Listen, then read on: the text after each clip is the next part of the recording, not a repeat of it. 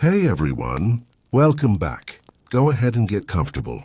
Maybe dim the lights, get that blanket pulled up, and just let your brain go soft for a while. Tonight, we're heading back to the Middle Ages, that 1,000-year stretch of human history that somehow managed to be both underwhelmingly smelly and mysteriously fascinating.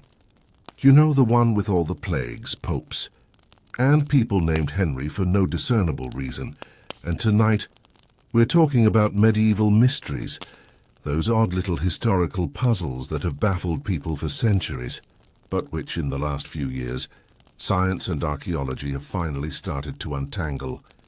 So, pour your metaphorical goblet of questionable wine, and let's wander through some candle-lit corridors of confusion, because apparently, medieval people were just as weird, secretive, and occasionally incompetent as we are. They just did it while wearing 40 pounds of wool.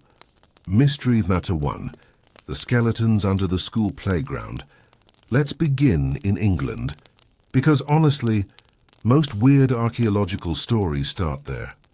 A few years ago, construction workers in Oxford were digging up the yard of what used to be a medieval church and accidentally hit something hard. It wasn't stone. It wasn't treasure. It was, of course, a pile of skeletons, because England can't go 2 feet without hitting some kind of medieval burial site. At first, everyone assumed these were plague victims, which, to be fair, is always a solid first guess in England. But when archaeologists looked closer, things got stranger. These weren't random townsfolk. The bones belonged mostly to young men, tall, strong, and all roughly the same age. They weren't buried in neat rows either. More like dumped, so naturally theories flew. A forgotten battle? A plague of monks? A cursed football team? Nope.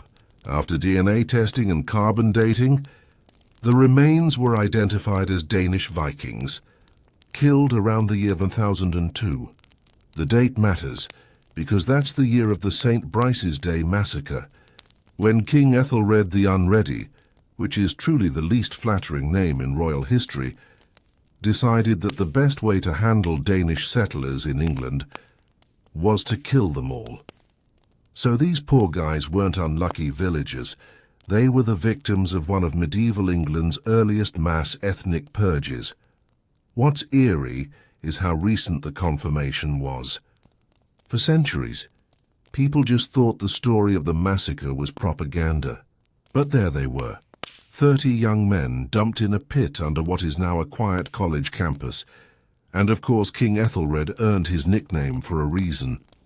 Unready comes from unread, meaning poor counsel. Basically the medieval way of saying he made terrible decisions. And, well, ordering the killing of your entire immigrant population is definitely one for the Terrible Decisions Hall of Fame.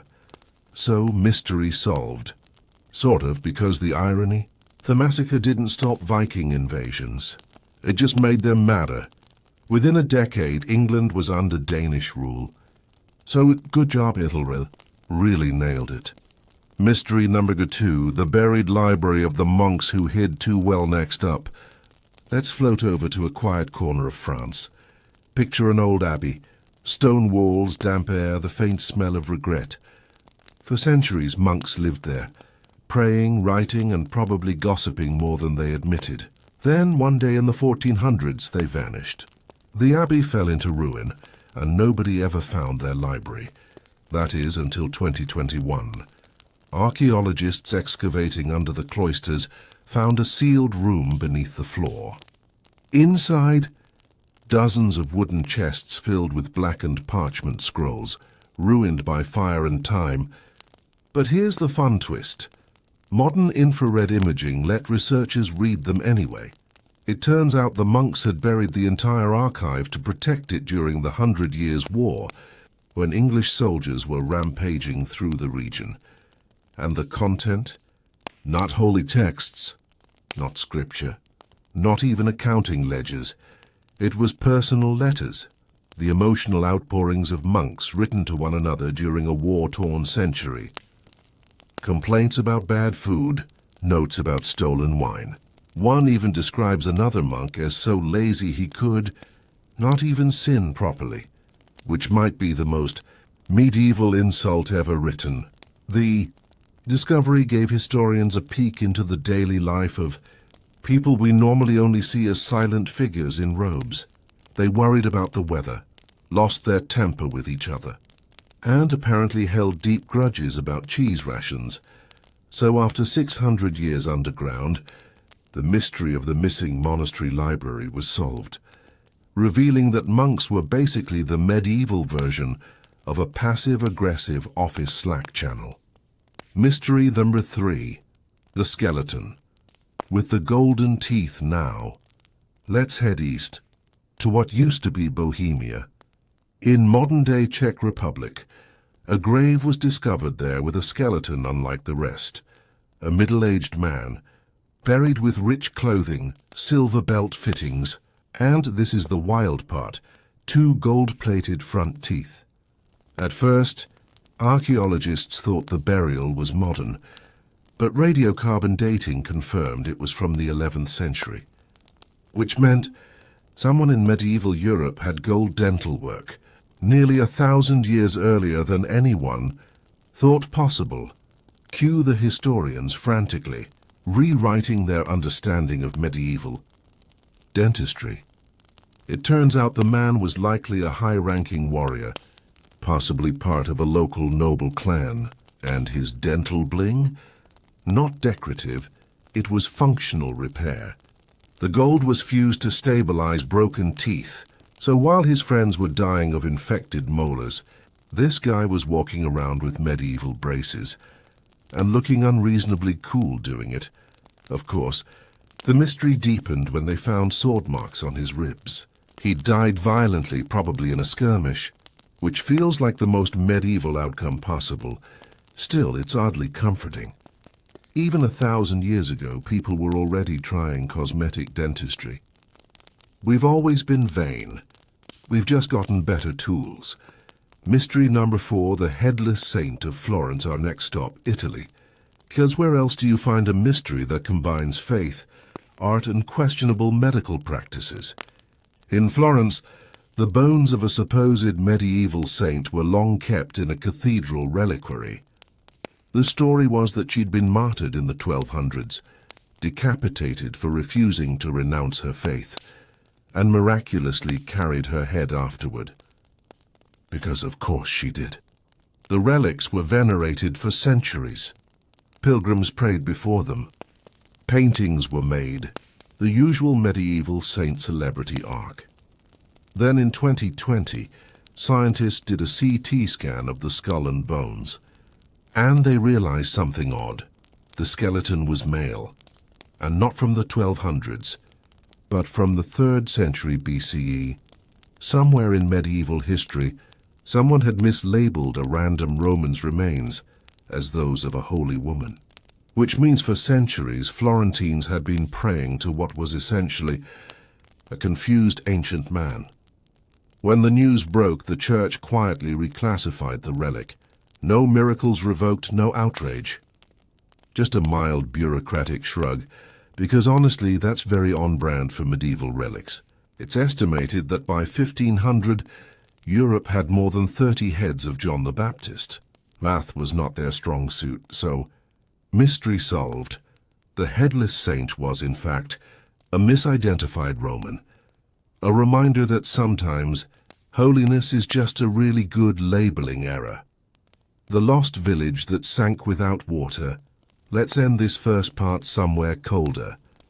Scotland, a land of mist, stone ruins and stories that refuse to die. On the island of Orkney, archaeologists recently rediscovered an entire medieval village, lost for nearly 700 years. It wasn't underwater or buried by a landslide. It was simply gone. Old records mentioned a place called Scale, inhabited until the early 1500s. Then nothing. People assumed it had been abandoned after a plague. But in 2019, radar surveys and excavations found its remains beneath peatland. Stone foundations, tools, and even fragments of musical instruments, all preserved in the bog. And the weirdest part, there's no evidence of violence or sudden disaster. People just walked away. Letters from nearby parishes mention a darkness that stayed over the ground. Some thought it meant bad weather. Others a superstition. Modern soil tests suggest volcanic dust, possibly from a distant Icelandic eruption, blanketed the region, ruining crops for years, so the villagers left quietly, leaving behind homes that nature slowly erased. For centuries, their memory survived only in whispers, and now their ghost village has reappeared, like history briefly coming up for... Let's pause there. That's 5 medieval mysteries cracked open by modern science. Each one a reminder that history isn't frozen. It's just waiting for us to pay attention again, and as always, the past turns out to be less noble knights in shining armor and more weird bones, mislabeled saints, and people writing passive-aggressive monk letters. In the next part, we'll drift further into the half-light, from the mysterious princess locked in a wall to the monk whose diary changed archaeology forever. Welcome back. If you're still awake, congratulations. You've already outlasted half the medieval clergy who fainted from incense inhalation during Vespers. Let's keep going. We're floating deeper into the candlelit corridors of the Middle Ages to meet people who were hidden, lost or quietly sealed away for centuries, only to be found again when modern science decided to play hide-and-seek with time. And as usual, it's a mix of tragedy, confusion, and mild architectural horror. The Princess in the Wall will start in Poland, in a place called the Church of St. Nicholas in the town of Gdansk. For centuries, there had been an odd rumor in the parish that a noble woman, possibly a princess, had been buried inside one of the church walls, not beside it, not under it, inside it, because apparently medieval people didn't think walls and tombs should be mutually exclusive. In 2018, when the church was undergoing restoration, workers cracked open a section of plaster behind an old altar, and there she was, perfectly preserved. A woman, wrapped in silk, with a rosary still wound around her fingers. Her shoes, leather embroidered, looked like something you might still find in a vintage shop today. Carbon dating placed her in the late 1600s, though the tradition of wall burials was already dying out by then. At first, everyone assumed she was a saint, or maybe a wealthy benefactor. But researchers soon pieced together a quieter, stranger story. She wasn't a princess by blood, but by status. A noblewoman, likely from the Sobieski family related to Poland's royal line, the same dynasty that produced King Jan III Sobieski, the hero of Vienna. Why she was walled up, though, is still partly a mystery.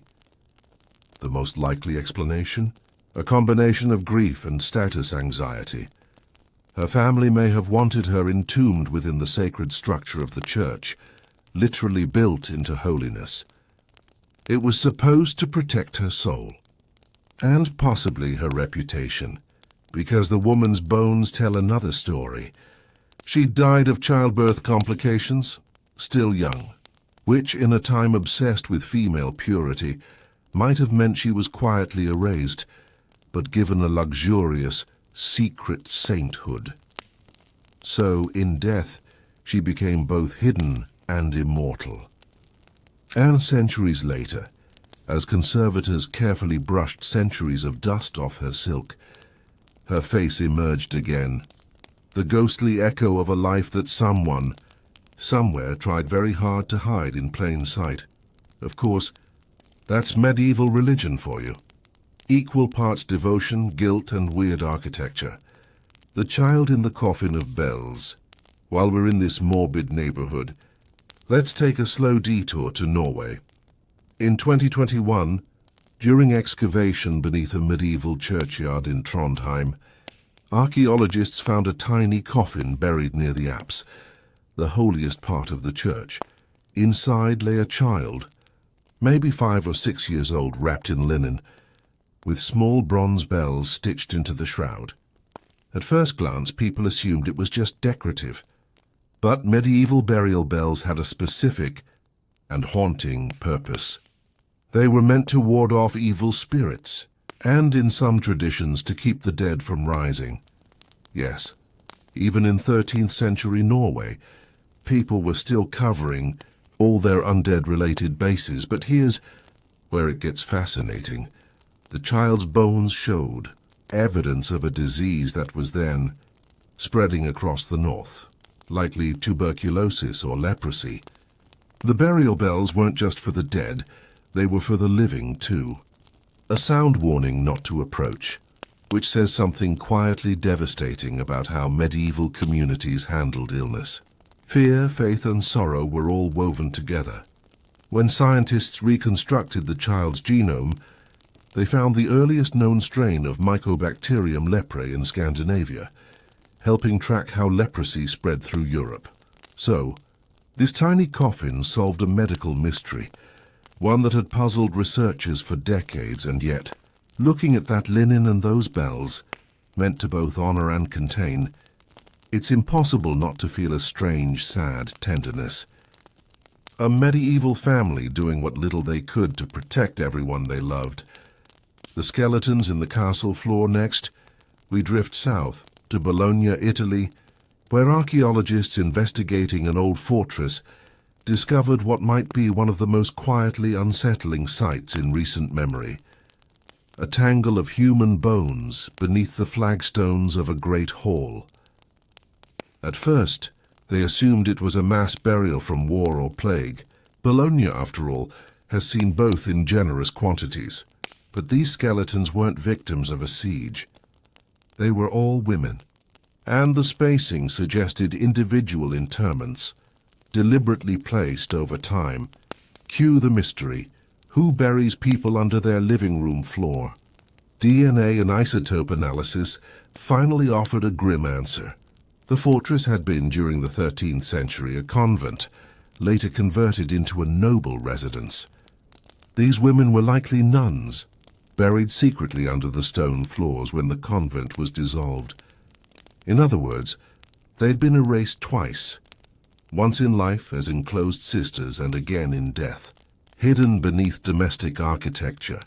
One body, placed directly under the hearth, had a small pewter cross in her hand and faint traces of gold thread on her habit, marking her as an abbess. The scientist noted that her bones showed early signs of arthritis, likely from a lifetime of kneeling. So, what looked like a grim mystery turned out to be an act of quiet reverence. The new noble owners hadn't destroyed the convent. They'd just built their home right over it, which, to be fair, is very Italian. If there's one rule of Mediterranean architecture, it's don't demolish. Just lay a history like lasagna. The monk who knew too much every few years, historians find someone in the Middle Ages who was way too smart for the time they lived in. Usually they were monks, because monasteries were basically the Wi-Fi hubs of the medieval world, silent, candlelit, full of overworked scribes copying each other's mistakes for centuries.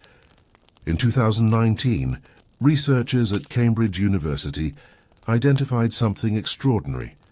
An unknown medieval monk whose notes accidentally solved a long-standing mystery about manuscript production. For centuries, scholars wondered how medieval scribes managed to create such consistent ink across continents. The formulas described in old treatises were vague at best. Boil gallnuts in good vinegar doesn't really scream precision chemistry. Then, in the margins of a forgotten 12th century manuscript, a monk had doodled and written, almost casually, "Too much oat gall makes the letters crack." Simple, boring. But it was the missing clue. That one scribbled note explained why some manuscripts aged better than others. The monk had been experimenting, testing mixtures. and accidentally recorded the earliest instance of scientific trial and error in medieval Europe. His marginalia, just a few sentences, helped modern chemists finally recreate authentic medieval ink. So, in his quiet boredom, this unknown monk had done what philosophers and alchemists struggled with for centuries: invented quality control. I like to imagine him hunched at his desk, ink-stained hands, muttering to himself about vinegar ratios, never knowing he'd just solved a mystery 900 years later. The cathedral that burned and wouldn't die, our next mystery, is less about bones and more about endurance. In 2019, when Notre Dame de Paris caught fire, millions watched in horror as flames tore through the wooden frame. The medieval forest that had held up the roof for 8 centuries, but something unexpected happened after the smoke cleared. When archaeologists began examining the ruins during reconstruction, they found carved stone fragments beneath the charred beams, Romanesque designs older than the cathedral itself. In other words, Notre Dame had been built over an earlier, smaller church, which had already burned once before.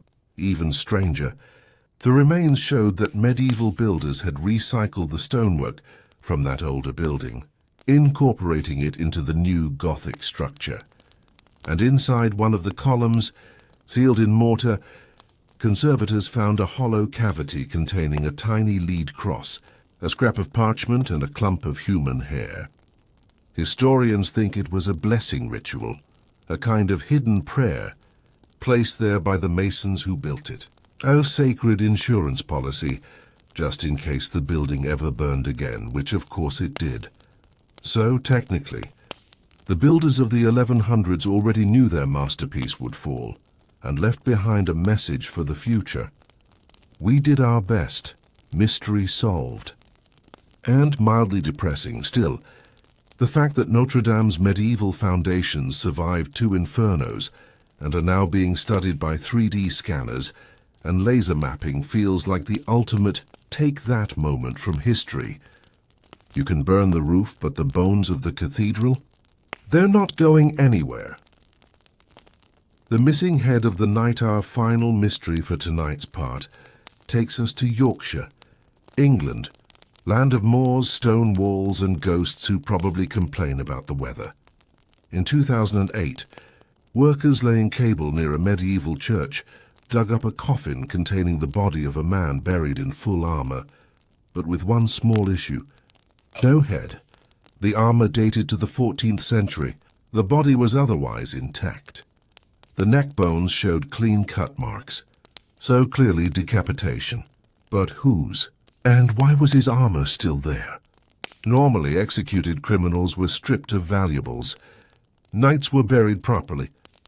This guy was neither. DNA later linked him to a nearby noble family, minor landholders who fought in the Wars of the Roses.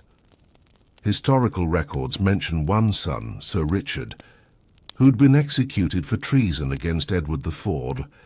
The head was said to have been displayed on a spike above Micklegate Bar, as was the charming royal custom of the day. But the armor?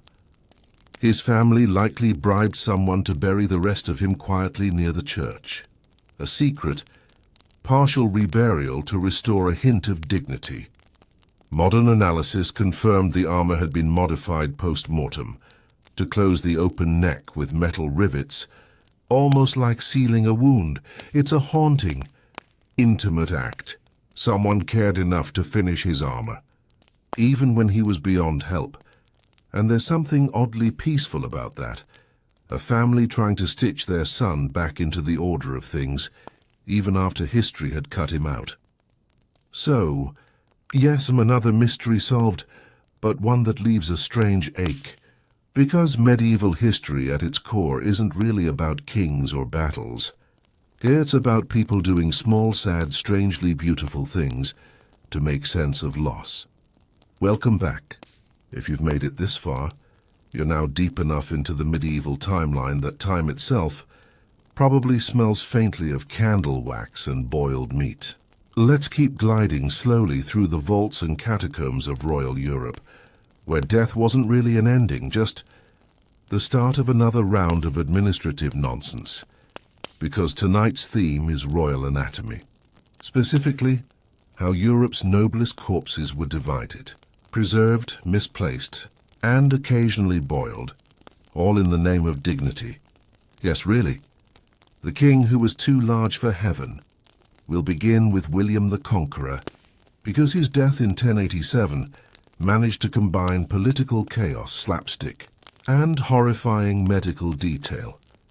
William died after falling off a horse, which sounds anticlimactic for the man who conquered England, but gravity has never respected titles. When his men brought his body to Caen for burial, it had already started to, well, expand. Medieval embalming wasn't exactly an exact science. At the funeral, the coffin was too small. The monks tried to squeeze him in. And then, according to multiple witnesses, the corpse ruptured, right in the middle of the ceremony.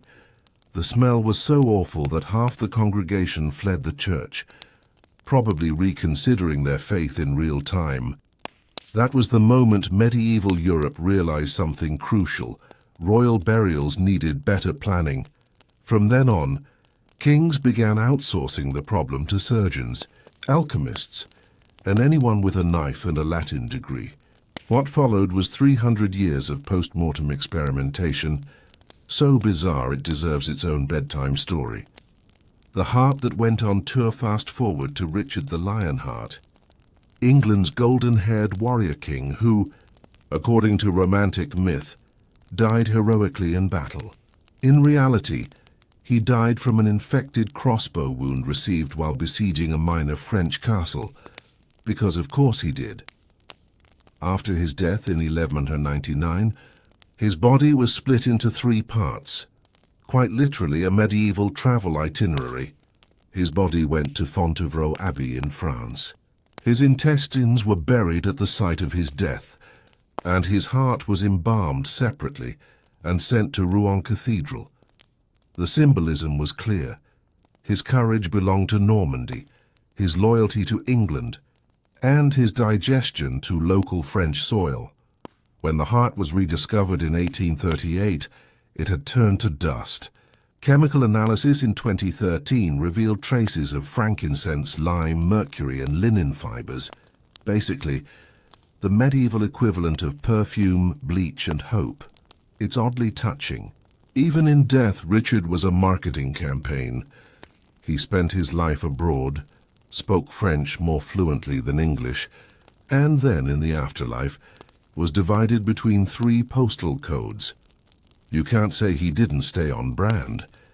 The Queen, who became a relic now, let's drift south to France again, where Anne of Brittany managed to die twice, once physically and again bureaucratically.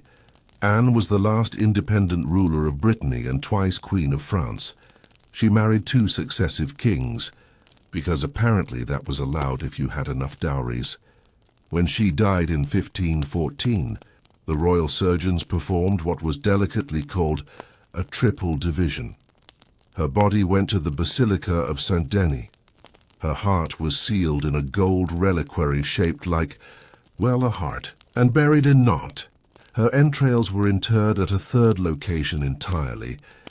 This was standard procedure for high-ranking royalty. Spread yourself thin enough that everyone gets a souvenir. For 4 centuries, Anne's golden heart was venerated as both art and relic until the French Revolution, when mobs stormed the cathedral and confiscated it. It disappeared into state storage, re-emerged in the 19th century, got stolen again in 2018, and was finally recovered. So technically, Anne of Brittany has been dead for over 500 years, but her heart has had a more active social life than most of us. The science of royal soup by the 13th century, embalming had turned into a weird cross between medicine and cooking. Royal surgeons developed something called mos teutonicus, the German method. It involved boiling the corpse in wine, water, or vinegar until the flesh separated from the bones. This was considered dignified. The cleaned bones could then be transported long distances without, shall we say, William-level incidents. The flesh, meanwhile, was usually buried locally or discreetly discarded. This method was especially popular among crusaders who inconveniently died in the Holy Land. It allowed their remains to make the long trip home without scandalizing the baggage. Handlers cut it when Frederick Barbarossa, Holy Roman Emperor, drowned in 1190 while crossing a river in Turkey. His men tried to boil him in vinegar. The process failed, the flesh disintegrated, and the bones never made it home, so technically the Holy Roman Emperor ended up as soup.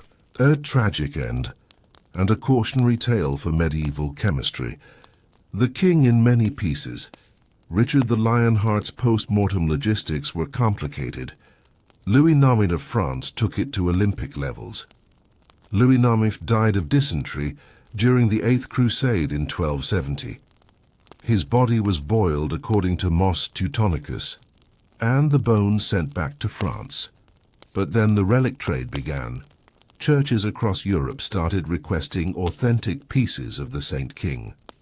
Soon there were at least 4 skulls of Louis IX in circulation, all equally official. By the time he was canonized, his remains had become a kind of spiritual franchise system. Each cathedral had a Louis IX bone, like a medieval loyalty card. Historians have since confirmed that only one set of bones at Saint-Denis is genuinely his. The rest were, at best, creative marketing. It's comforting to know that even sainthood couldn't protect you from brand confusion. A husband in 3 coffins. Now we drift quietly to England again, to Henry I, son of William the Conqueror, who died in 1135 after eating what chroniclers politely call a surfeit of lampreys. Translation: he overdosed on eel-like fish because he refused to take medical advice. When he died, his body was too far from Westminster for safe travel. So his attendants did what any loyal servants would. They gutted him, salted him, and stuffed him with herbs. The result was apparently so convincing that one witness said Henry looked as though sleeping, which is a generous interpretation of medieval taxidermy. By the time his corpse reached Reading Abbey for burial, it had leaked through the coffin, staining the royal robes of those who carried him. A fitting metaphor for the English monarchy, really. Beautiful on the outside, quietly decomposing beneath. The emperor with too many tombs. We can't leave without mentioning Charles V, Holy Roman Emperor, whose funeral in 1558 was the bureaucratic equivalent of nesting dolls. Charles abdicated his thrones and retired to a monastery in Spain, where he spent his last years obsessively timing his prayers with multiple clocks. When he died, his body was interred in the monastery chapel, temporarily.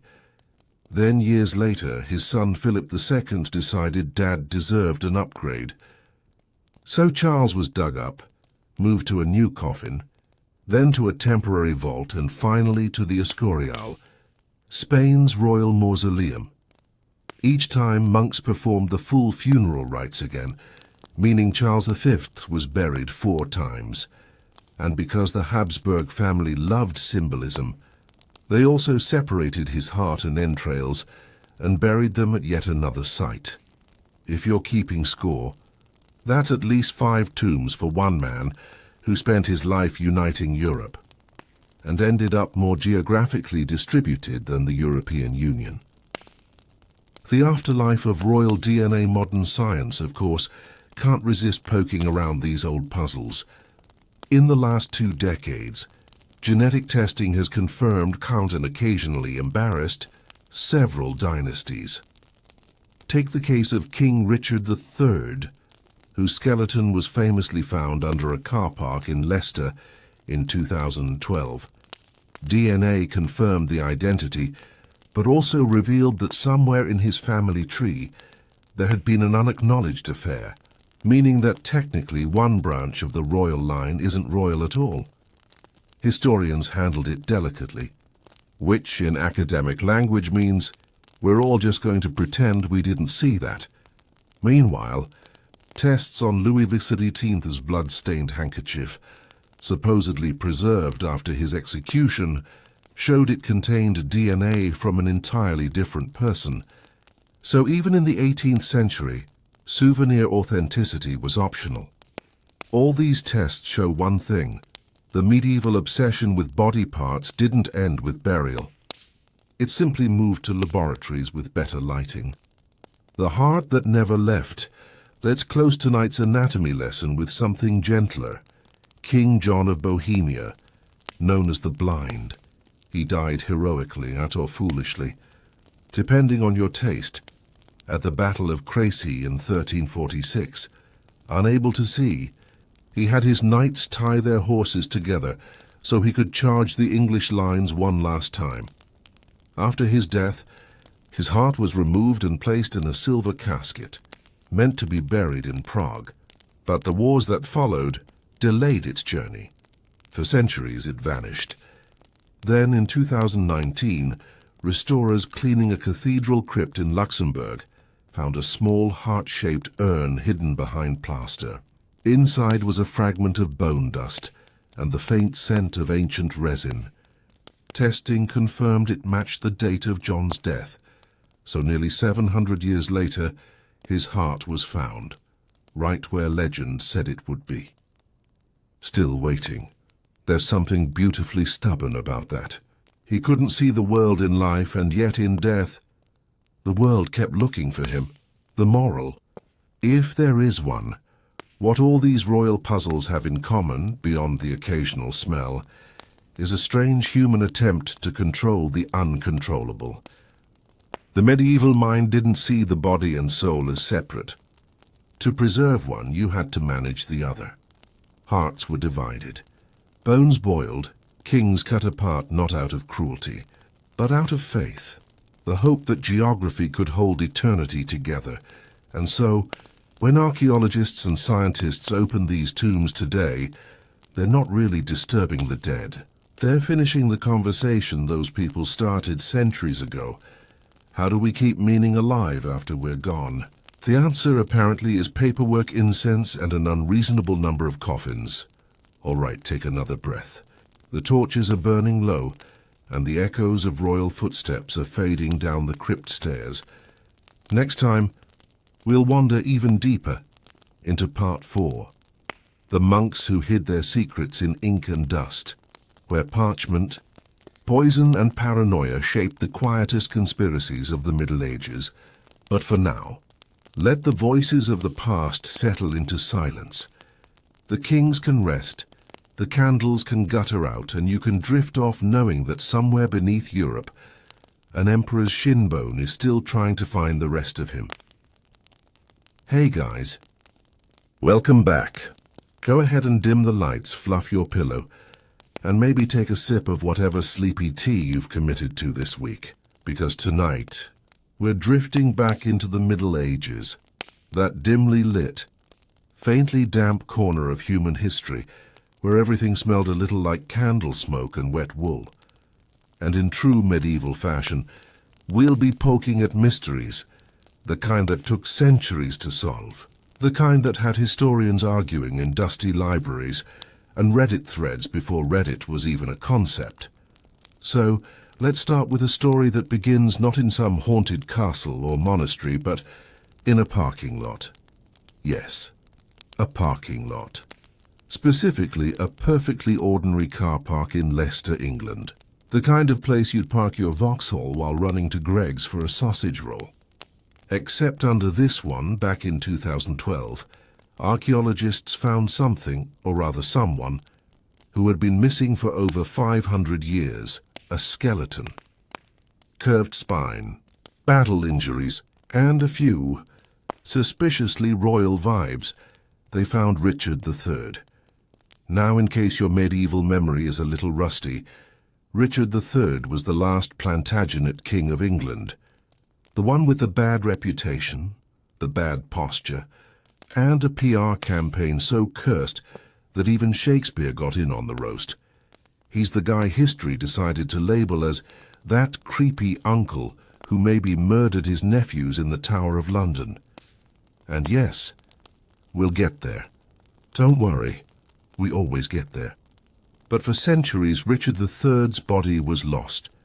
After his death at the Battle of Bosworth Field in 1485, which, fun fact, was the final battle of the Wars of the Roses, his enemies buried him in a church that later got demolished, and then people forgot where it was. Like, completely. Fast forward 500 years. The medieval church is long gone, the Wars of the Roses are a Netflix prequel waiting to happen, and the parking lot is, well, just a parking lot. Until one historian, a woman named Philippa Langley, got a weird, unshakable gut feeling that Richard was right there. Under the asphalt, people laughed, because of course they did. But she funded a dig anyway. And within days, the archaeologists started pulling up bones. A man in his 30s or 40s.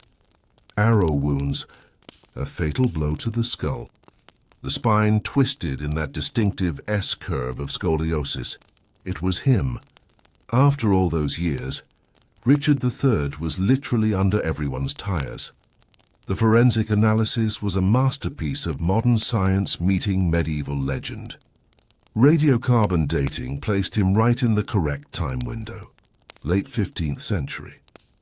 DNA extracted from his remains was matched to living descendants of Richard's sister Anne of York.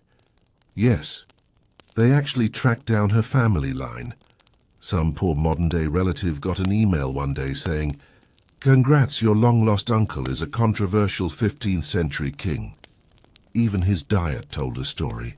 Stable isotope analysis of his teeth showed a huge increase in luxury foods and wine consumption in his last years, meaning he was eating like a king because he was one.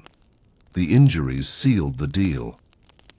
His skull had at least 10 wounds, most likely inflicted during or just after battle. One massive slice took off part of the back of his head. It was the kind of strike that ended fights instantly. It was brutal, yes, but also exactly how you'd expect a medieval king to go down. Surrounded, outnumbered, refusing to flee because honor or pride, or just bad luck. When his skeleton was displayed at Leicester, people lined up for hours. And not because they loved him, but because for once a mystery that had hung around for half a millennium actually got solved. Shakespeare's hunchbacked villain was real. And apparently, he'd been watching over a city parking lot the entire time. Now, before we move on, let's pause and appreciate how perfectly on brand that is for medieval England. You could have a whole royal dynasty collapse in a puddle of blood and betrayal, and then have the body misplaced under the future site of a parking garage. History really is the best writer sometimes, but Richard's rediscovery did more than give us a cool news headline. It sparked a whole new wave of historical re-evaluation, the Richard III rehabilitation movement, as it's sometimes called, because people started wondering, was he really the monster everyone said he was? Or was that just Tudor propaganda? After all, his enemies, and specifically Henry VII, had every reason to make him look like the world's worst uncle. The more people looked, the more his supposed crimes started to look suspiciously convenient. The missing princes. Never proven. His supposed deformities. Exaggerated. His villainous smirk? Pure Shakespeare. He might still have done some pretty questionable things.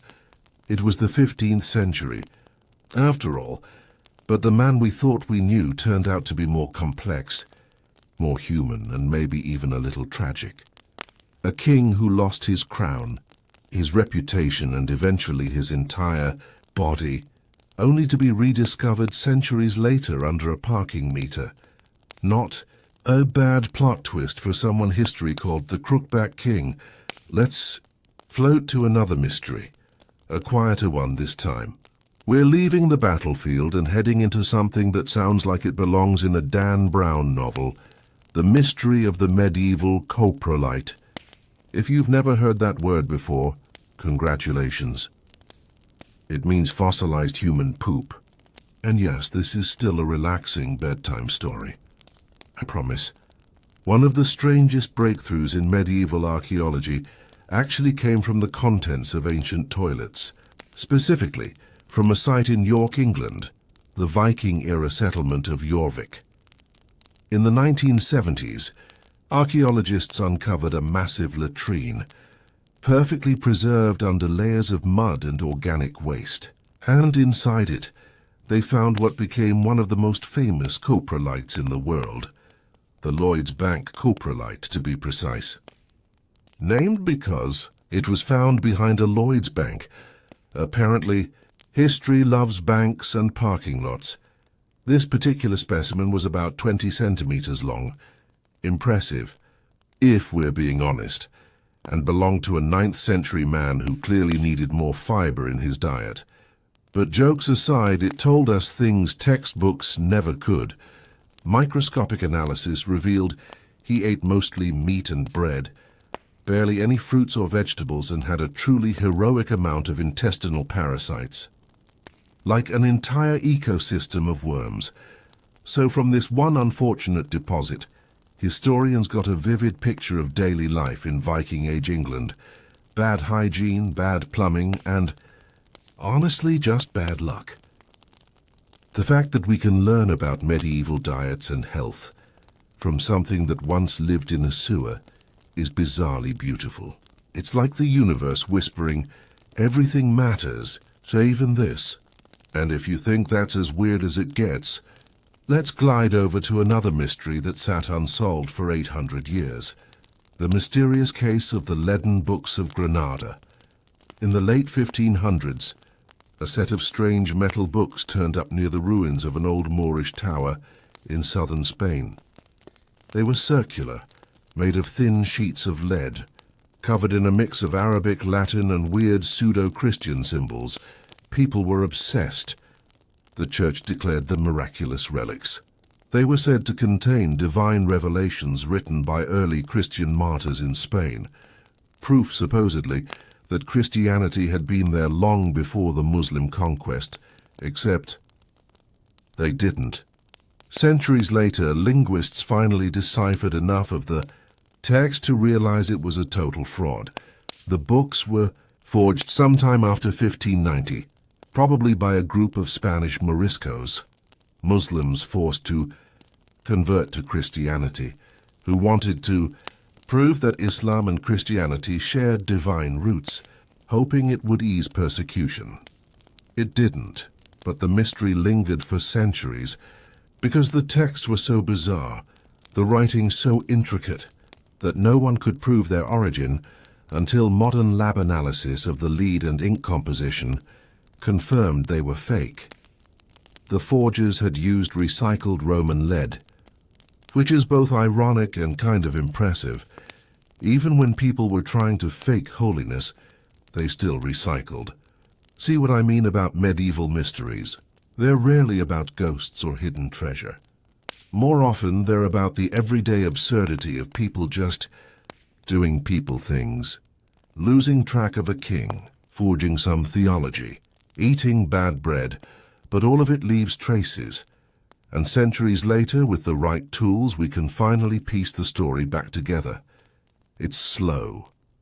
It's quiet. It's full of little human moments trapped under stone and soil, and that's kind of the point, isn't it? Every mystery we solve isn't just about history. It's about realizing how little has changed. We're still dramatic, still hopeful, still trying to leave something behind that says, hey, I was here. Even if it's just a questionable lead book, or a royal skeleton under a Honda Civic, and that's where we'll pause for now. Because in part 2 we're drifting deeper, into the strange world of medieval relics, missing saints, mysterious tombs that opened centuries too late, and the occasional royal mummy that refused to rot. So settle in, take a slow breath. You're doing great. And we'll pick up right where we left off, in the next part of medieval mysteries that were just solved. Hey again, Night Owl. Still awake? If not, that's perfectly fine. You're allowed to drift in and out. That's what these stories are for. But if you're still here, quietly listening, let's step back into the candlelit corridors of medieval mystery. This time we're looking at bones. Lots of bones. Because if the Middle Ages had one obsession besides divine salvation and bad hygiene, it was relics. Every church wanted them. Every monastery bragged about them. And every pilgrim, bless their sore feet, wanted to touch something holy. Of course, the problem with relics was simple. There were just too many of them. By the 13th century, Europe had enough pieces of the true cross to build a respectable shipyard. And several churches each claimed to have the skull of John the Baptist, sometimes two. At least one cathedral swore it had his finger, another had his entire right hand, and one, in a delightful twist, had his head as a child, which is biologically ambitious to say the least. But people believed because relics were the currency of faith. They drew pilgrims. Pilgrims brought money, and money built cathedrals. Still, some mysteries just didn't hold up forever. The not-so-holy relic of Turin. Let's start with a classic, the Shroud of Turin. For centuries, people believed this piece of linen was the actual burial cloth of Jesus Christ, complete with the faint image of his face and body imprinted on it. It's beautiful, eerie, and the kind of thing that can keep historians politely arguing for entire lifetimes. When it first appeared in France in the 1350s, the local bishop immediately suspected it was fake. His report to the Pope bluntly said it was a painting cleverly done, but the public didn't care. The shroud had presence. Even skeptics couldn't deny that haunting image, the long face, the wounds, the faint ghostly posture of someone lying in death. For centuries, it was venerated, carried, displayed, kissed, and wept over. It became one of the most famous relics in Christendom. Then science happened. In 1988, 3 laboratories in Oxford, Zurich, and Arizona ran radiocarbon tests on tiny pieces of the shroud. The results were clear. The fabric dated to somewhere between 1260 and 1390 AD. In other words, medieval, not ancient. The reactions ranged from quiet acceptance to full-blown denial. Some insisted the tests were flawed. Others claimed contamination from fires and smoke skewed the results. But modern chemical analysis, digital imaging, and even high-resolution 3D mapping all pointed the same way. The image wasn't from the time of Christ. It was made somehow in the late Middle Ages, possibly through an early photographic process, possibly by contact transfer, possibly by something we still can't fully explain. So the shroud remains a paradox, a fake that feels too good to be fake. Even the skeptics admit it's weirdly perfect. Too perfect, which is probably why the mystery still won't die. The curious case of St. Nicholas. Now let's talk about St. Nicholas. Yes, that one. The man who, after centuries of myth mutation, evolved into Santa Claus. St. Nicholas of Myra was a 4th century Greek bishop famous for charity and miracle stories. The kind of guy who'd secretly toss coins through windows to help poor families. After his death, his tomb in modern-day Turkey became a major pilgrimage site. But in 1087, a group of Italian sailors decided they wanted those relics for themselves. So they sailed to Myra, broke open the tomb, and smuggled his bones to Bari, Italy. A classic medieval Tuesday. Really, the city of Bari built a magnificent basilica around his remains, and to this day, you can still visit St. Nicholas's tomb there, except researchers recently found something interesting. In the early 2000s, scientists from Oxford analyzed a fragment of one bone kept in another church, one of those Nicholas relics scattered across Europe. Radiocarbon dating placed it in the 4th century AD, exactly when St. Nicholas lived. So for once, the relic might actually be real, which is kind of wild, given that medieval relic authentication usually went like this. Does it look old? Does it make people donate money? Great, it's authentic. But Nicholas may have been one of the few cases where the story checks out, or at least mostly checks out, because as always, there are multiple tombs claiming to hold him. Some scholars say part of his skeleton stayed behind in Turkey. Others say sailors returned for leftovers. Medieval people did love their bone sharing. Still, it's oddly comforting to know that the man who inspired Santa Claus might, just maybe, still be resting peacefully in Bari, instead of under a shopping mall or parking garage. The princess in the islets float north now, to a place colder, quieter, and even older. In 1993, a team of Russian archaeologists uncovered a tomb in the Siberian permafrost, untouched for 2,500 years. Inside, wrapped in furs and silk, was the mummified body of a woman, covered in intricate tattoos of mythical creatures. They called her the Princess of Ukok. She wasn't technically medieval, more ancient Scythian, but her discovery solved one of those long-standing Eurasian mysteries about who these early nomads were and how far their culture spread. And the preservation was astonishing, because the ground stayed frozen for millennia. Her skin, hair, clothes, and even her stomach contents were intact. Scientists found she had been about 25 years old, possibly of high status, buried with 6 horses and ornate jewelry. She suffered from breast cancer and had used cannabis to manage pain, a detail that made international headlines for all the wrong reasons. New imaging showed her tattoos weren't random. They had symbolic placement, following energy meridians, possibly tied to early shamanic beliefs. So what was once a half-mythical nomadic ghost suddenly became a person again, one whose face we could almost picture. The irony, of course, is that her discovery also stirred modern tension. Locals saw her reburial debates as spiritual disturbance, claiming earthquakes and floods followed when she was moved, so she was finally returned to rest near her original burial site. Peace restored, mystery solved. Mostly. The heart that wouldn't die, all right, one more. And it's very medieval. Let's talk about Richard the Lionheart. Yes, another Richard, because England only ever named 5 people. Apparently, when Richard the Firm died in 1199, shot with a crossbow during a very undignified siege, his body was buried in France. But his heart was removed and sent to Rouen Cathedral, because why bury someone in one piece when you can scatter them like medieval confetti? For centuries, the little gilded heart reliquary sat undisturbed. Then in 2012, clearly a big year for digging up Richards, researchers opened the lead box. Inside, they found a small pile of grey dust, all that remained of the heart.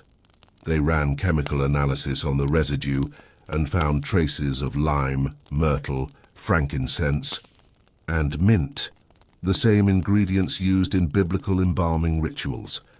So yes, Richard's heart had literally been embalmed like Christ's, which fits, given his whole Crusader King branding. The man really committed to the bit. It's also a little poetic. A king whose body lay in one country, his heart in another, and his legacy somewhere in between, part myth, part mud. And yet even centuries later, we're still poking around trying to confirm what medieval people took on faith, that relics mattered. That memory mattered. That what was left behind was worth protecting, even if it was just a dust-filled heart in a box. The gentle ending, it's funny, really. We started this whole journey digging up kings under parking lots and end with dust in a lead heart. The Middle Ages left us with thousands of mysteries, some solved by science, some by sheer luck, and some that probably shouldn't be solved at all, because there's something strangely soothing about not knowing everything, about believing that somewhere under a quiet church floor or an old cobblestone street, there's still one more story waiting, patient, half asleep, hand humming softly under the soil. And maybe that's why we keep coming back to these bones and relics and dusty mysteries. They're echoes of people who lived messy, fascinating mortal lives, and who, in their own way, wanted to be remembered, whether that means a saint's femur in a golden box, or a Viking's last meal, or a king under your parking space. All of it matters. All of it whispers, and now, maybe it's time to let those whispers fade for the night. So take a slow breath, let the candlelight flicker out, and rest easy, knowing that even the most tangled mysteries of the Middle Ages eventually find their peace. Hey there, still with me? Good. Let's start with the sound of a quill scratching against vellum, that soft rasp of feather against stretched calfskin. It's somewhere around the 12th century. The candlelight's bad. The air smells faintly of sheep. And a monk named something like Brother Ethelred is trying not to sneeze. For hours, he's been copying a Bible, or maybe the writings of St. Augustine, or maybe a shopping list for the abbot, we don't know. And somewhere in the margin, out of sheer boredom, he doodles a cat. Because yes, monks doodled. A lot. Medieval manuscripts are full of strange little drawings that no one was supposed to see. Rabbits jousting with snails, knights fighting giant ducks, naked men wrestling with dragons. Historians used to think they were random nonsense, but in recent years, high-resolution imaging and multispectral scans have revealed that some of these doodles weren't random at all. They were secret commentary, inside jokes, sometimes even coded protest. You see, medieval scribes had opinions and nowhere to post them. So they vented where no one would ever look, in the margins of holy books, which makes them the original internet commenters, just quieter. The doodle that spoke volumes, one of my favorite examples, comes from a 14th century psalter, a kind of prayer book, now in the British Library. Hidden in the margins, invisible to the naked eye until modern infrared imaging picked it up, are faint outlines of two monks fighting with quills. One has written, "You are slow," the other, "At least I'm neat, it's petty." It's timeless. It's perfect, using a mix of imaging techniques, ultraviolet, infrared, and raking light. Scholars have been able to uncover dozens of these invisible doodles and erased notes, layered under centuries of repair work, and what they found changed how we see the Middle Ages. These weren't just grim, silent scribes. They were human, funny, irritable, sarcastic. One monk even wrote in Latin, "The parchment is hairy." "Cursed be the calf," relatable really. Another wrote, "Thank God it will soon be dark," which may be the most medieval thing anyone has ever said. So for centuries, their quiet rebellion sat under the ink and invisible, until lasers brought it back. Palimpsests, the recycled mysteries, but doodles are just the start. Because monks didn't just write, they rewrote. Parchment was expensive, and sometimes they'd scrape off older texts to reuse the material. These recycled manuscripts are called palimpsests, and they're basically history's version of overwritten hard drives. For a long time, those older layers were considered lost forever. But now, with ultraviolet light and multispectral scanning, historians are literally peeling back the words, and what's underneath? Everything. Ancient Greek philosophy, lost medical texts, erased maps, even musical notation that predates modern staff lines. The most famous example is the Archimedes palimpsest. In the 13th century, some monks in Jerusalem decided that a 10th century copy of Archimedes' mathematical treatises was less important than their prayers. So they scraped it off and wrote a liturgical text over it. Centuries later, scientists used X-ray fluorescence to read the hidden layer. And there it was, Archimedes' notes on infinity, mechanics, and even a kind of proto-calculus, ideas that wouldn't reappear for 1,000 years. So, in a strange twist, monks accidentally preserved one of the greatest minds of antiquity by trying to erase him. The hidden library of St. Catherine's. Next, let's float to Egypt, specifically to St. Catherine's Monastery at the foot of Mount Sinai, one of the oldest working monasteries in the world. It's so old that its library predates Islam. For centuries, it was rumored that St. Catherine's held lost texts, writings from the early Christian church, forgotten gospels, maybe even missing fragments of classical Greek works. And it did. When researchers scanned the monastery's ancient manuscripts using multispectral cameras, they discovered palimpsests under palimpsests, over 100 layers of overwritten text. One contained a long-lost Greek medical manual. Another had early Arabic Christian writings. One, unbelievably, contained a fragment of a text attributed to the philosopher Euripides, previously thought lost forever. And here's the best part. Many of these hidden texts were written by women. Yes, female scribes. Nuns copying texts in convents, passing along knowledge they weren't always credited for. So the monastery became a time capsule of the forgotten, the erased, the overwritten, the invisible. And we only found them because someone decided to point a multispectral scanner at some dusty parchment in a room monks had been guarding for 1,500 years. It's almost poetic. The Middle Ages kept their secrets, and then quietly handed them over when we learned how to look. The case of the blue teeth, okay. This next one isn't about manuscripts exactly, but it ties in beautifully. A few years ago, archaeologists were examining the skeleton of a medieval woman buried in Germany. She was about 45, modest grave, nothing flashy. Then they noticed something strange, flecks of bright blue embedded in her teeth. At first they thought it was contamination, but under the microscope, the blue turned out to be lapis lazuli, a pigment so rare and expensive it was worth more than gold. And this pigment came from Afghanistan. So what was it doing in a woman's mouth in medieval Europe? The answer, she was likely an illuminator, one of the scribes who painted the glowing blue and gold illustrations in manuscripts. As she worked, she probably licked her brush to make a finer point, and over time, the pigment got trapped in her dental plaque.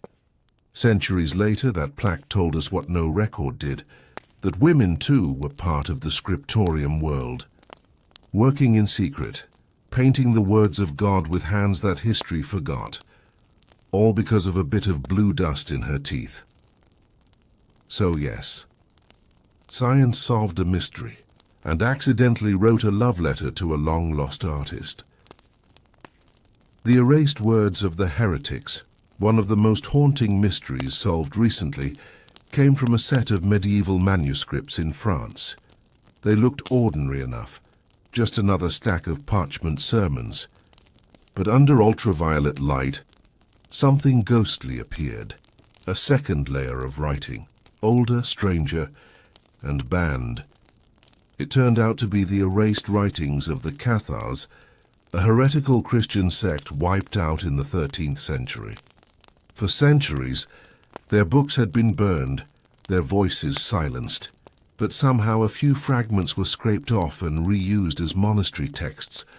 Modern imaging brought their words back, prayers, hymns and theology that had vanished from history. It's as if the manuscripts themselves refused to forget. So now, centuries later, their faint voices whisper again, the banned, the erased, the forgotten, shining out under ultraviolet light like ink ghosts. It's eerie but also gentle. A reminder that even the quietest truths have a way of resurfacing. The unfinished book. And then there are the books that just stop. Medieval manuscripts often ended mid-sentence because the scribe died, or the abbey ran out of parchment, or the patron's money dried up. But recently, in one particularly famous unfinished Bible from northern France, researchers noticed something odd. The ink stopped suddenly halfway through a psalm, and then a faint thumbprint appeared in the margin. When scanned under spectral light, that print revealed traces of copper and lead, pigments used for illumination. So, in the final moment before the book was abandoned, the artist literally left his fingerprint behind. We'll never know his name, but 8 centuries later his thumbprint is still there, as if he's quietly saying, "I was here. I made this, and it mattered." A quiet reflection. It's strange, isn't it? All these years we imagined the Middle Ages as dark and silent. Monks muttering Latin, candles flickering, no voices, no faces. But under the ink and dust, it turns out they were full of voices, some serious, some funny, some erased, some too faint to read until now. Every time a laser or scanner reveals another hidden layer, it feels like the past whispering through the page. Not loudly, not dramatically, but softly, as if afraid to wake you. And maybe that's what makes these discoveries so oddly peaceful, because even when history is buried under centuries of silence, it still finds a way to be heard. So let's leave the monks to their candles, the scribes to their ink, and the libraries to their ghosts. They've been waiting long enough. Close your eyes. Let the words fade into parchment. Hand remembers every page, every doodle, every smudge of blue was someone's heartbeat. And we, centuries later, are just lucky enough to listen. The lost kingdoms beneath our feet, when the Middle Ages sank, collapsed or got paved over. Hey, still awake? That's okay if you're not. This part's more of a drift than a story. The kind of quiet wandering historians do when they realize half of medieval Europe is literally buried under their parking lots. Because here's the strange truth about the Middle Ages. They didn't really end. They just got covered up layer by layer, street by street, until what used to be a bustling market square in the year 1200 is now somebody's basement foundation. But as always, time has a funny sense of humor. Because now modern technology keeps peeling those layers back, revealing entire forgotten worlds beneath our feet. And some of those discoveries are, frankly, bizarre. The buried town under London. Let's start where all mysteries eventually go, London. If you've ever walked down Cheapside or under the shadow of St. Paul's Cathedral, you've been treading on top of centuries of ghosts. London is like a historical layer cake, Roman on the bottom, medieval in the middle, and Victorian icing on top. Every time a construction crew opens a new hole for the tube, archaeologists show up like kids on a treasure hunt.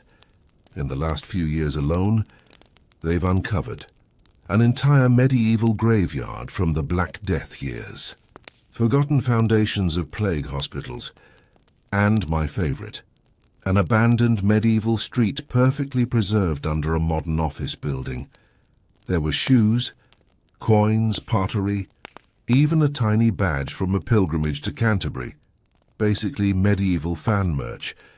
It was like discovering a frozen moment of 1350, only now it sits under a pret-a-manger, because of course it does. The vanished villages of England. But not all medieval towns were lucky enough to be built over. Some were just erased. Scattered across the English countryside are hundreds of ghost villages, entire communities that vanished after the Black Death, economic collapse, or sometimes sheep. Yes, sheep. In the 14th and 15th centuries, when wool became the gold of Europe, wealthy landowners kicked out entire villages to make room for pastures. Humans out, Sheep in progress, apparently. These places are called deserted medieval villages. And thanks to modern LiDAR scanning, that's laser imaging from the air, archaeologists can now map them in detail without even digging. From above, you can see the ridges of old house foundations, the outlines of streets, even the faint traces of fields people ploughed 700 years ago. One of the most famous is Warham Percy, in North Yorkshire. It was thriving in the 1200s. Church, farms, families, and then it just withered. By the 1500s, only ruins remained. Excavations there found something odd, though skeletons with cut marks on their bones. At first, everyone panicked. Medieval cannibalism! The headlines screamed, but modern forensics quietly corrected that. Turns out the villagers had been dismembering corpses not to eat them, but to protect themselves from the dead. They were performing anti-zombie rituals. Well, medieval anti-zombie rituals. Apparently, people in the 1300s worried that the dead might get up again and wander around the village, so they made sure that didn't happen. It's grim, yes, but also so very on brand for the Middle Ages.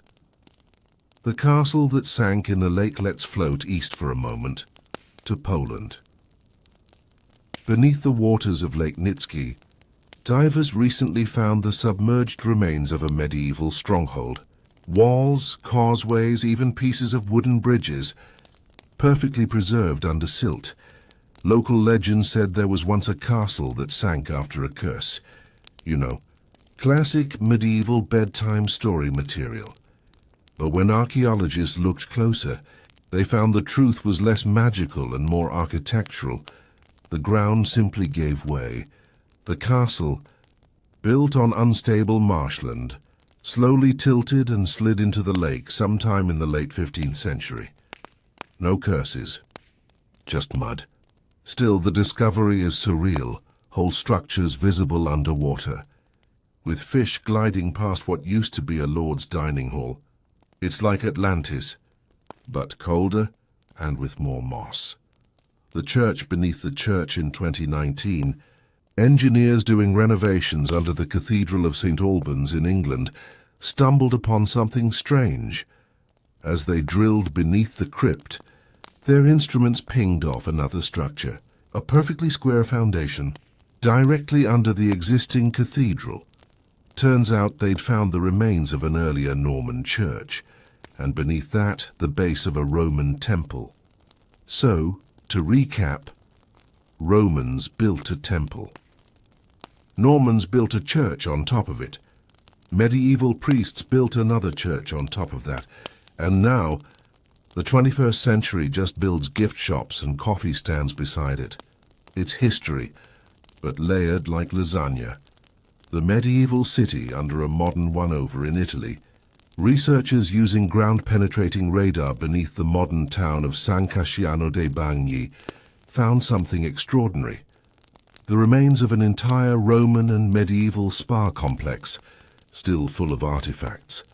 It was buried for centuries under mud from thermal springs. When they excavated, they found bronze statues, votive offerings, and yes, medieval coins dropped by people hoping to get cured of whatever 14th century illness they had. Archaeologists even found inscriptions thanking the spirits of the water. In other words, people back then basically threw coins into fountains to make wishes, just like we still do. We've really evolved, haven't we?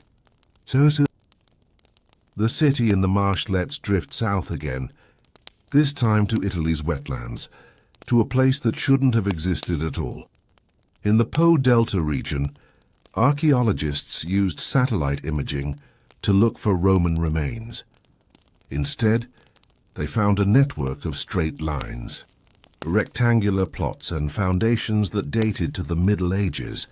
Turns out, there had been a medieval port city there, perfectly organized, full of canals and streets, and completely gone by 1400. It wasn't recorded in any chronicles. No maps mention it, but the ground remembers. Sediment samples showed that a sudden rise in sea level turned the entire area into marsh. The city drowned quietly, leaving no survivors to tell the story. It's a haunting thought, an entire town erased not by war, but by silence. And now satellites see what no one's seen in 700 years. Bones beneath the parking lot, of course. No discussion of buried medieval mysteries would be complete without Richard III. Yes, the hunchbacked king from Shakespeare, the "My Kingdom for a Horse" guy. Turns out his kingdom was a parking lot in Leicester. In 2012, archaeologists, and to be fair, a small army of hopeful historians, dug under a city car park. And there he was. Curved spine, battle wounds, everything matching the records. DNA confirmed it. After 500 years, the last Plantagenet King of England was found under parking space letter R. History has a sense of humour. Now, of course, his bones rest in Leicester Cathedral in a lavish tomb. But it's hard to unsee that humble asphalt beginning. It's a perfect metaphor. Really, but for all the grandeur of the Middle Ages, everything ends up buried under something boring. The quiet truth. Beneath the surface, when you think about it, these discoveries, these cities under cities, these bones under asphalt, are all part of the same gentle truth. The past never really goes away. It just settles. It sinks under layers of new life until one day we look down and realize we've been standing on top of it all along. And in some small, poetic way, maybe that's comforting, because the medieval world isn't gone. It's still right there, under the streets, under the lakes, under our daily lives, waiting quietly to be noticed again. So, close your eyes for a moment. Imagine the hum of the city above, and the silence of the one below. Layers of time, resting on each other like soft earth. And remember, no matter how modern we think we are, we're all just living on the rooftops of the past.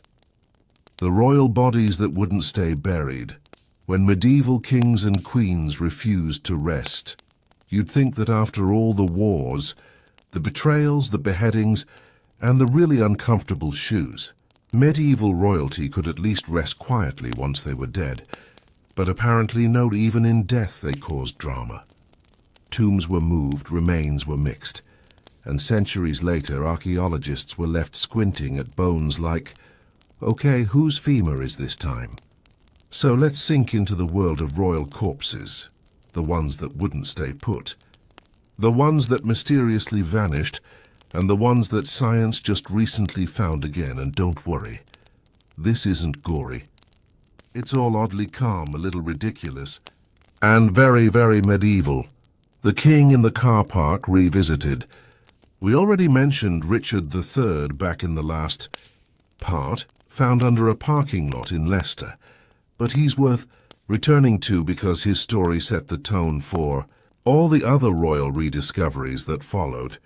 Richard's bones told a story that history books had twisted for centuries. Shakespeare painted him as a villainous hunchback who murdered his nephews and died crying about horses. But the skeleton told a quieter story, one of pain, scoliosis, and a brutal, close-range death in battle.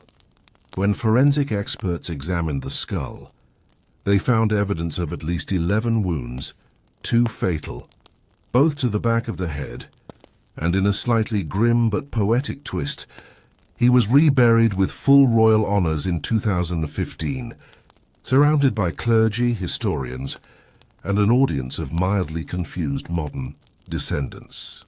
There's something charmingly British about the fact that a 15th century king ended up resting under a cathedral gift shop that sells "My other car park holds a king" T-shirts, because of course it does. The case of the mixed-up bones at Winchester. Now let's drift to Winchester Cathedral, England. Peaceful place. Until scientists decided to open a few medieval mortuary chests. For centuries, it was believed those ornate wooden boxes held the bones of kings, including Alfred the Great and his son Edward the Elder. People worshipped, prayed and built entire local legends around those relics. But then came modern DNA testing, and no chaos. Inside the boxes were bones from at least 23 different people. Men, women, even children, all mixed together like some sort of royal jigsaw puzzle. Some bones were Anglo-Saxon, some were Norman, and a few belonged to people from much later, centuries who clearly weren't invited. Imagine spending 1,000 years thinking you were honoring a great king, and then realizing you've actually been lighting candles for a medieval bone buffet. Still, DNA analysis did identify some remains likely belonging to early English royalty, possibly including Queen Emma of Normandy. So at least someone still got their name tag. The queen who traveled too much. Now let's talk about Eleanor of Aquitaine, arguably the most powerful woman of the 12th century. Queen of both France and England, mother of Richard the Lionheart and King John, and general expert in surviving men who thought they were smarter than her. When she died in 1204, she was buried in the Abbey of Fontevraud, beside her husband Henry II and her son Richard. It should have been the perfect royal family reunion, except the abbey went through about 4 centuries of chaos. During the French Revolution, the tombs were desecrated. The effigies, those beautiful carved statues of Eleanor reading a book, were saved, but the actual bones disappeared. For 200 years, historians assumed they were gone forever.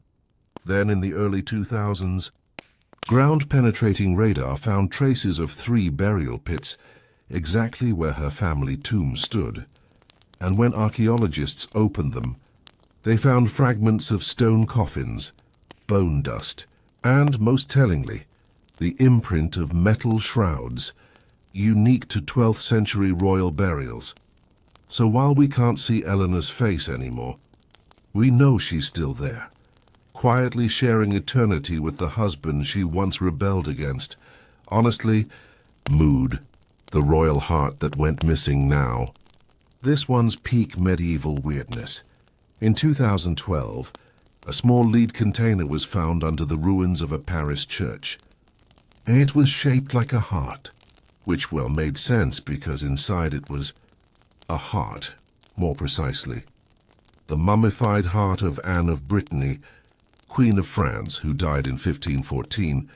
Back then, royal embalming was an art form, and it was common to separate the body into pieces for burial in different holy sites.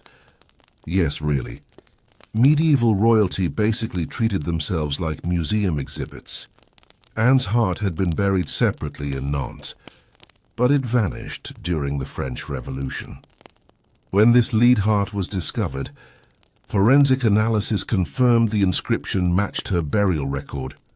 Here lies the heart of Anne, twice Queen of France. She had finally been found.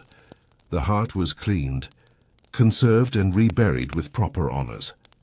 After 500 years, Anne's heart went home, literally. The two-headed king, sort of.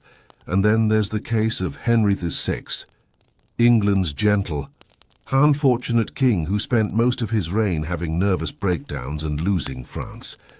He was murdered, quietly, politically, in the Tower of London in 1471.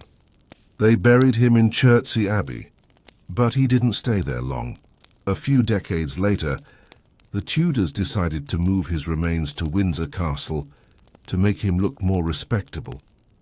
But when archaeologists examined the tomb centuries later, something was off. The skull didn't quite match the rest of the bones. DNA analysis suggested it might have come from another man entirely. Apparently the monks who reburied him just grabbed the nearest royal-looking bones they could find. Classic medieval project management. The royal tomb that glowed in 2016, something remarkable happened in Denmark. Conservationists were restoring the tomb of King Canute the Holy, the one murdered in 1086, when they noticed faint blue-green light shimmering from cracks in the coffin. At first everyone thought it was corrosion. Then scientists realized it was caused by a chemical reaction between the king's copper-embroidered shroud and the minerals in the wood. The tomb had very slowly turned itself into a faintly glowing relic, almost like a candle. When they opened it, they found Canute's bones perfectly preserved, and even strands of his blonde hair. DNA confirmed his Scandinavian lineage, matching records that had been half legend for centuries. So after nearly a millennium, Canute literally illuminated his own story again. That's dedication. The mummy of the boy king. Let's not forget William of Gloucester, a 12th century royal child, whose tomb lay untouched for 800 years. When it was opened during a restoration in 2019, archaeologists were startled. His tiny body had been almost perfectly mummified. The cause? A combination of dry air, chalkstone, and luck. But here's the twist. Analysis of his wrappings revealed traces of herbs and resins, ingredients from North Africa, which means someone had imported embalming materials halfway across Europe for a royal child in medieval England. Even in death, status had shipping privileges. The wandering bones of St. Edmund. Then there's St. Edmund, England's lost king and martyr. He was supposedly buried in Bury St. Edmunds after being killed by Vikings in 869 AD. Pilgrims flocked there for centuries, but the shrine was destroyed during the Reformation. His bones vanished. In 2019, historians found a manuscript hinting that Edmund's remains had been secretly moved to France in the 11th century, to Toulouse, of all places. French monks naturally claimed the relics were genuine. DNA testing has since confirmed the bones date to the right period and show trauma consistent with execution. So, yes, England's Saint King might have been living out his eternal afterlife in the south of France this whole time. Not a bad retirement plan. The king who refused to decay, now this one sounds like legend, but it's been confirmed with modern analysis. When St. Eric of Sweden was killed in 1160, his body was enshrined in Uppsala Cathedral. Centuries later, scientists opened his reliquary. What they found shocked them. Despite the passage of time, the bones still retained traces of preserved ligaments, meaning he had been embalmed unusually well for his era. The linens were intact. The wounds on his body exactly matched the saga descriptions, and pollen analysis even confirmed the season of his death, late spring. Every detail lined up. Sometimes, even the legends get it right. The queen who refused to stay quiet. One more story about Philippa of Hainaut, the beloved queen of Edward III. She was the kind of medieval queen who actually liked her husband, which was rare enough to be historical. When she died in 1369, she was buried in Westminster Abbey under a grand effigy. But when restorers opened her tomb in the 18th century, they found that the effigy's face had been smashed, likely by looters looking for valuables. Her bones, however, were untouched, and recent scanning showed something fascinating. Her joints showed signs of severe arthritis, which matched accounts describing her as oft in pain but never unkind. In other words, she was real. Human saw and somehow still kind. Now, with 3D scanning and DNA mapping, her likeness is being quietly reconstructed, not to glorify her, but to remind us she actually existed. The gentle lesson beneath the stone. If you zoom out a little, all these rediscovered royals tell the same small truth. Medieval grandeur didn't last, but the people, their bones, their stories, their mistakes did. We dig them up now not to worship but to understand, to put real faces, real DNA, real imperfections behind all the golden heraldry. And in a way, that's a kind of resurrection too. History doesn't raise the dead, but it lets them be seen one more time, in quiet dignity. So let's leave the royal bones where they finally belong, not in chaos, not in museums, but in memory. somewhere between legend and laboratory, they've finally stopped moving, and maybe at last they're resting. Hey guys, welcome back. If you've somehow made it this far through our dimly lit wander through medieval mysteries, congratulations. You've achieved at least level 7 in the art of tolerating long, slow monologues about dead people. Tonight we're floating down to one of England's most hauntingly famous ruins, Glastonbury Abbey. You might know it today as that beautiful, slightly crumbling place surrounded by mist, tourists, and the occasional person selling incense. But once upon a very long time ago, it was also the center of one of medieval England's most enduring discoveries, because, apparently, in the late 12th century, some monks there claimed to have found the tomb of King Arthur himself. Yes, what, that King Arthur? The one with the sword, the knights, the table, and the whole chosen one thing. Except, you know, he probably didn't exist. But that didn't stop Glastonbury's monks from turning their little corner of Somerset into the medieval version of a tourist trap.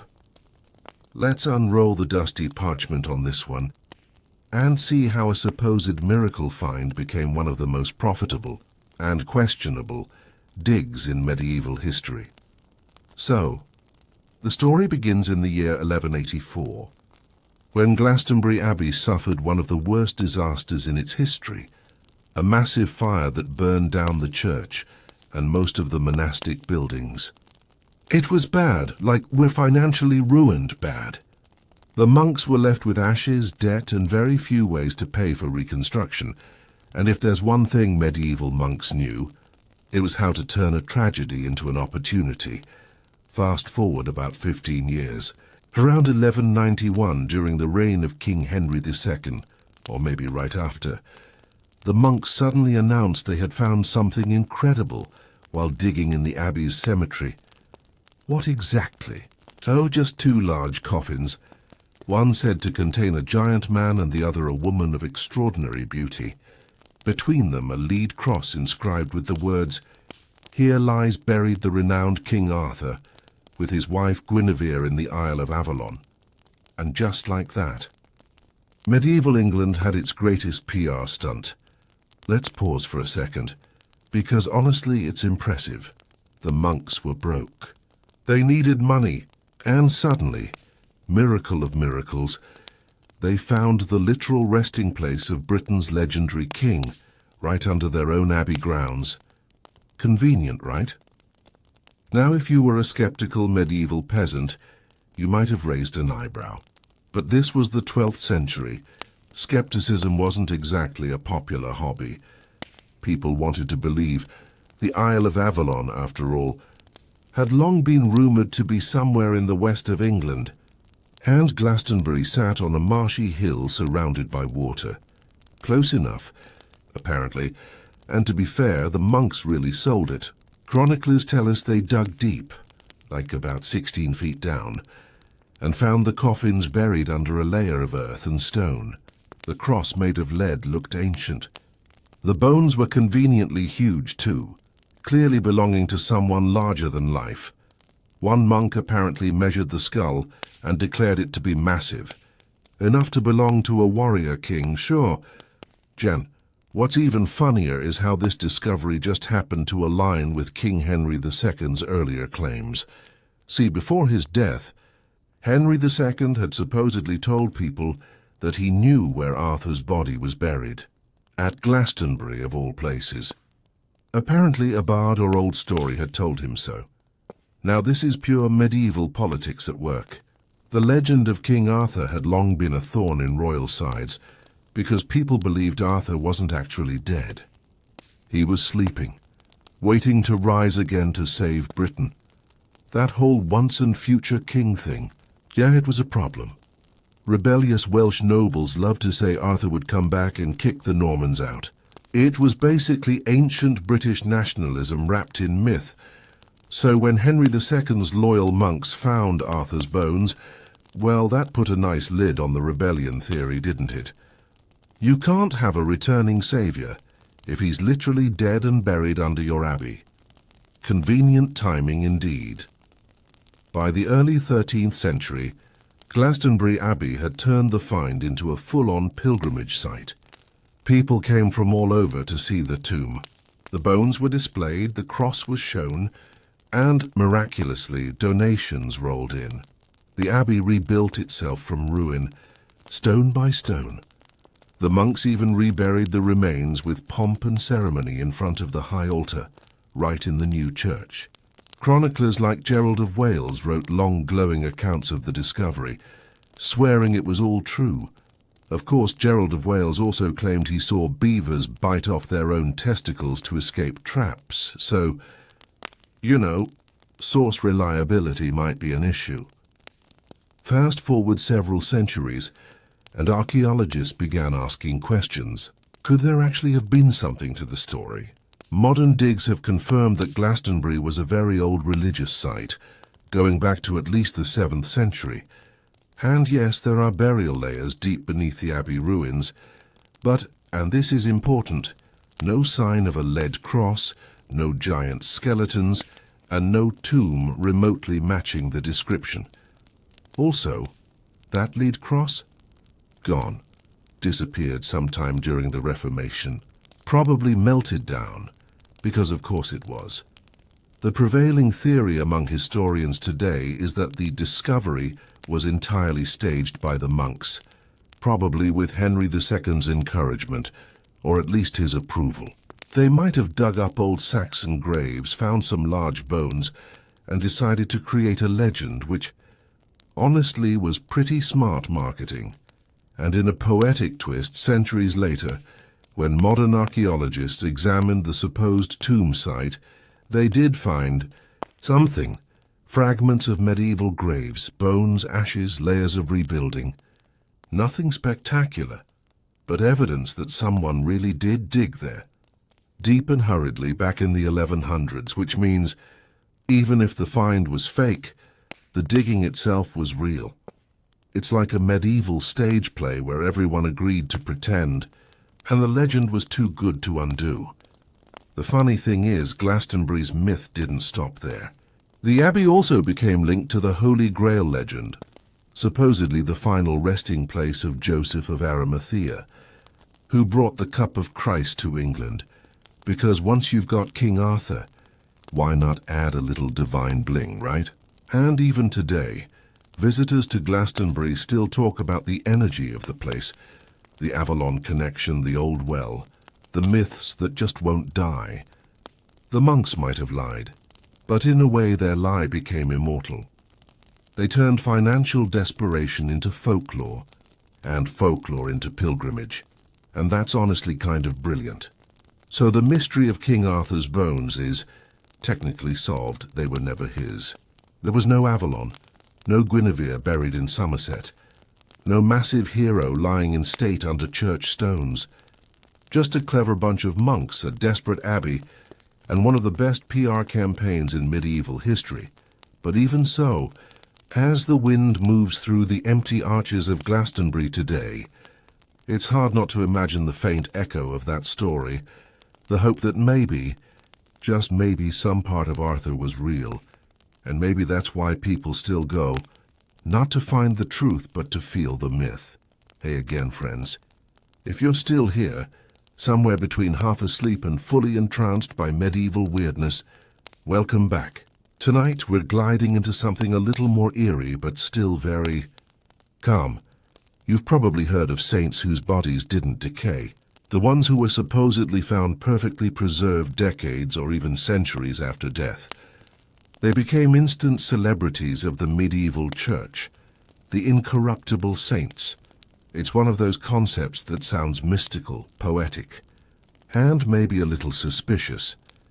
Because while most medieval peasants were quietly decomposing under church floors, a few chosen holy people seemed to defy biology entirely. Or so the stories go.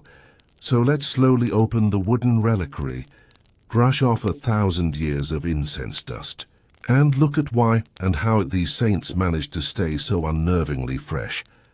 Our story begins, as many medieval oddities do, with monks and moisture. Picture a cold stone abbey somewhere in northern Europe, The air is damp. The walls are ancient. The crypt smells faintly of wax and mildew. Inside, a group of sleepy, hooded monks is preparing to move the bones of their founder. It's been, say, 50 years since the old holy man passed away. They're expecting dust and relic fragments. Instead, when they open the coffin, surprise, they find a perfectly preserved body. The skin pale but intact, the hair still soft. Maybe even the faint scent of flowers or spices. Obviously, this means one thing in the medieval world: miracle. To modern minds, it probably means something closer to cold. Dry environment plus airtight coffin equals natural mummification. But back then, there was no chemistry class, only faith and awe. One of the earliest and most famous examples of this comes from Italy, Saint Catherine of Bologna. She died in 1463, and when her sisters opened her tomb 18 days later, they found her body intact and flexible, no decay. They decided not to bury her again because, well, why waste a miracle? So they sat her upright in a chair, and that's exactly where she still sits today, mummified, serene, dressed in her nun's habit, holding a small crucifix. 600 years of eternal nap time. Visitors still whisper prayers to her, surrounded by the soft flicker of candles and the faint scent of old linen. But the phenomenon wasn't limited to Italy. Across medieval Europe, incorruptible saints popped up everywhere, from France and Spain to Hungary and beyond.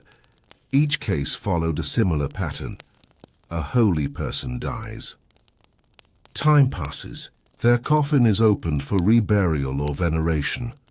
Everyone gasps because the body looks surprisingly good for its age. Then, church authorities declare it a miracle. And boom, another saint joins the Incorruptibles Club. The idea fit perfectly with medieval theology. Decay was associated with sin and corruption. So if someone's body didn't rot, that was proof their soul was spotless. Holiness, apparently, came with excellent post-mortem skincare. Let's pause for a little science break, medieval style. Because even though these monks didn't know about bacteria, they did know their way around preservation tricks. Many abbeys were built on high, dry ground. Crypts were cool, dark, and well-sealed. Coffins were often lined with lead, stone, or even pitch, airtight enough to slow decomposition dramatically. Some bodies were buried in environments with natural salts or minerals, which acted like early embalming agents. Others were wrapped in spices, resins, or beeswax. Combine all that with a little miracle storytelling, and voila, sainthood through chemistry. But not every incorruptible saint stayed so photogenic. Take Saint Bernadette of Lourdes, for example. When her coffin was opened in the 1920s, she looked incredibly well preserved, her face peaceful, her body whole. Except, there's a small catch. Her face and hands had actually been coated with a thin layer of wax to protect and beautify her appearance for public viewing. In other words, she wasn't rotting, but she wasn't exactly untouched by human hands either. This wasn't deception in a malicious way. It was part of a long tradition of caring for relics, preserving them as best as possible. In the medieval mindset, a saint's body was both sacred and fragile, something to be guarded against time, and if that meant a little restoration work, well, who's counting? Now some of the strangest stories come from the north, cold regions where incorruption might just mean freezer burn. In the Alps, for instance, several local saints were discovered centuries after death looking eerily lifelike. Modern analysis showed their crypts were basically natural refrigerators. Temperatures stayed low year-round, and airflow was minimal. You could leave a loaf of bread down there and it'd probably last till Easter. So it's not surprising that bodies, especially those wrapped in dry linen and sealed away, could last a very long time still. The line between faith and fraud wasn't always clear. Sometimes a saint's body was found to be less than miraculous. In one case, St. Hugh of Lincoln was exhumed to confirm his holiness, and the officials found a skeleton. No soft skin, no rosy cheeks, just bones.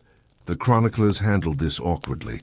They insisted the bones themselves gave off a divine scent, which is sort of like saying, sure, the body decayed. But it decayed beautifully. Medieval people had a remarkable ability to reinterpret reality to fit their faith. A saint who rotted, clearly a test from God. A saint who didn't, proof of divine favor. You couldn't lose either way. Over time, these incorrupt bodies became must-see relics. Pilgrims would travel hundreds of miles just to glimpse a preserved hand or face behind glass. The more lifelike, the better. It was reassurance, i.e., that the divine was real, that the soul could triumph even over rot. And for the church, it was excellent PR. An incorrupt saint meant more pilgrims, more donations, and a sense of legitimacy for the monastery. It was the medieval equivalent of a verified badge on holiness. Fast forward to the present day, and science has caught up. Modern forensics and conservation studies have re-examined several of these bodies. The verdict: natural preservation, not divine intervention. Low oxygen, stable humidity, cool crypts and sealed containers all combined to slow decay dramatically. In other words, some saints were blessed by faith, and some were just blessed by excellent real estate. But even knowing that, the sight of a 1,000-year-old, almost intact face can still feel deeply moving. Because maybe in the end the miracle isn't the science, it's the symbolism, that the medieval world, so obsessed with death, still found beauty in its defiance. So, as we close the lid on our chilly collection of incorruptible saints, let's take a slow breath and remember, in the Middle Ages, death wasn't the end of the story.